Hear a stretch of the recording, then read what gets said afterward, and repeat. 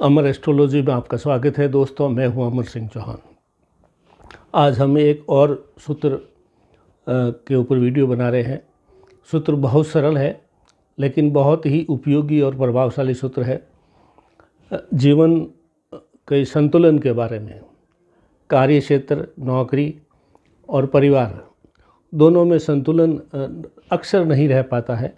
क्यों नहीं रह पाता उसके बारे में आप चर्चा करेंगे और संतुलन कैसे रखना है ये भी अपने खुद को देखना है कि परिवार और नौकरी का दोनों का अच्छा सा संतुलन बना रहे। ये एक हमने कुंडली बनाई है दोस्तों। ऊपर लिखा हुआ कार्य क्षेत्र मजबूत तो पारिवारिक जीवन कमज़ोर।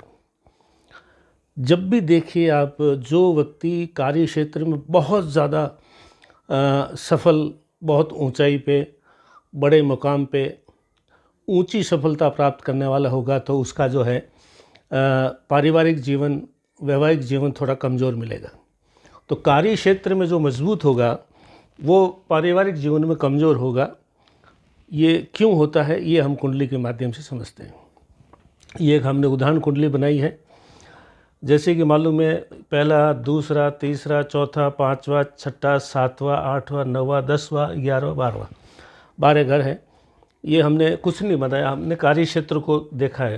ये 10वां घर जो है ये कार्य क्षेत्र का है।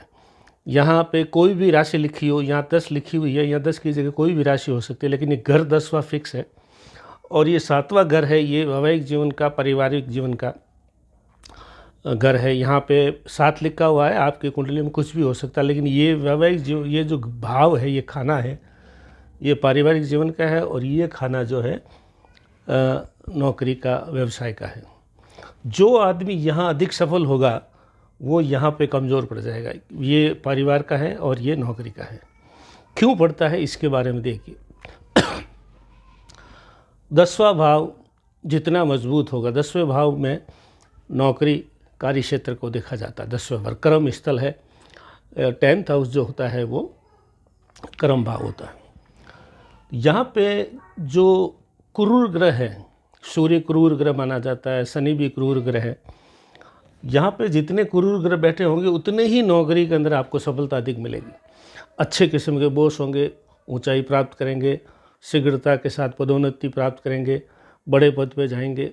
तो यहाँ पे 10वें घर में क्रूर ग्रह, सूर्य, शनि, इस तरह के ग्रह होंगे तो आप बहुत ऊंचाई प्राप्त करेंगे।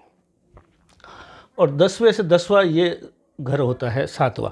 1, 2, 3, 4, 5, 6, 7, 8, 9, 10। 10वें से 10वां भी कार्य क्षेत्र के मामले में माना जाता है। तो इसको भी हम देखते हैं कि 10वें से 10वें में क्या है। तो 10वें से 10वें में मान लो सूर्य और शनि है। अब 10वां घर इत्तेफाक से पारिवारिक जीवन का भी है। तो ये ज्यों-ज्यों ऊंचाई प्राप्त करेगा, क्योंकि यहाँ पे सूर्य शनि ऊंचाई देते हैं। और ये 10वें से 10वां घर है, ये भी नौकरी के बारे में भी देखा जाता है। मुख्यतः ये विवाह का और पारिवारिक जीवन का है, लेकिन नौकरी के लिए भी देखा जाता है। अब जैसे यहाँ पे शुभ अशुभ ग्रह, क्रूर ग्रह लाभदायक होते हैं। ये भी 10वें से 10वां, ये भी नौकरी का भी माना जाता है, तो यहाँ भी लाभदायक होते हैं। लेकिन यहाँ पे अशुभ ग्रह जो है पारिवारिक जीवन को नष्ट कर देते हैं, पारिवारिक जीवन के सुख को नष्ट कर देते हैं। तो कार्य क्षेत्र मजबूत होगा तो पारिवारिक जीवन कमज़ोर होगा, ये कमज़ोर हो जाएगा। अब एक पॉइंट इसमें यह भी है, किसी घर का सुख देखना है तो उससे चौथा घर को देखना पड़ता है।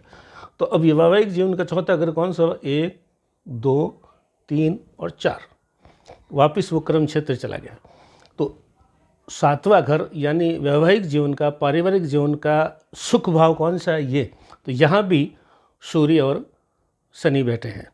तो जब जब भी कार्य क्षेत्र में मजबूती, ऊंचाई प्राप्त होती है तो पारिवारिक जीवन में कमजोरी आ जाती है। आप खुद का उदाहरण देख लीजिए। बड़े बड़े उद्योगपति, बड़े बड़े पॉलिटिशियन, बड़े बड़े अभिनेता।